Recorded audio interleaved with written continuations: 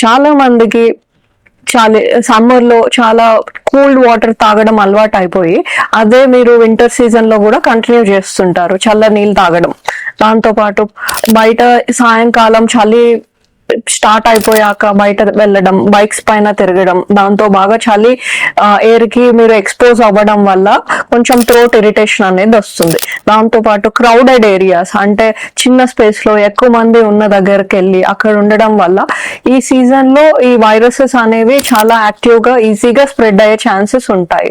అలాంటప్పుడు మీరు ఈ క్లోజ్ స్పేసెస్ లో ఉండడం, కొంచెం ఎక్కువ మంది ఉన్న దగ్గర నిల్చోవడం, దానివల్ల మీకు ఎక్కువ ఈ వైరస్ వచ్చి ఈ గొంతు నొప్పి వచ్చే అవకాశం ఉంటుంది. సో గొంతు నొప్పి వస్తే ఏమేమి లక్షణాలు ఉంటాయి?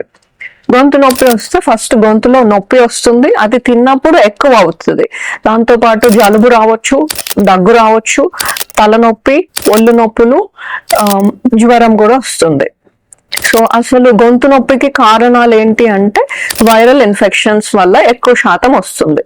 వైరల్ ఇన్ఫెక్షన్ అనేటివి కరోనా వైరస్ లాంటి వైరస్లే రైనో వైరస్, అడినో వైరస్ అనేవి ఉంటాయి.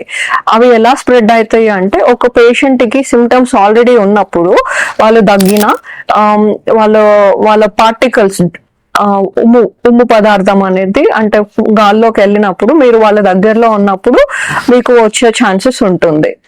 సో అలా రావద్దు అంటే మీరు కొంచెం అలా ఉన్న వాళ్ళ నుంచి దూరంగా నిల్చోవాలి. లేక మీకే అలాంటి సిమ్టమ్స్ ఉన్నప్పుడు మీరు కవర్ చేసుకొని దగ్గాలి, తుమ్మాలి. అప్పుడు స్ప్రెడ్ అనేది తక్కువగా ఉంటుంది.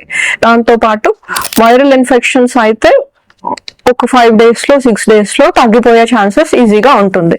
మీరు తీసుకోవాల్సిన ప్రికాషన్స్ ఆర్ కేర్ ఏంటి అంటే బాగా వాటర్ తీసుకోవాలి, రెస్ట్ తీసుకోండి. జ్వరం ఉంటే పారాసిటమాల్ తీసుకోవచ్చు.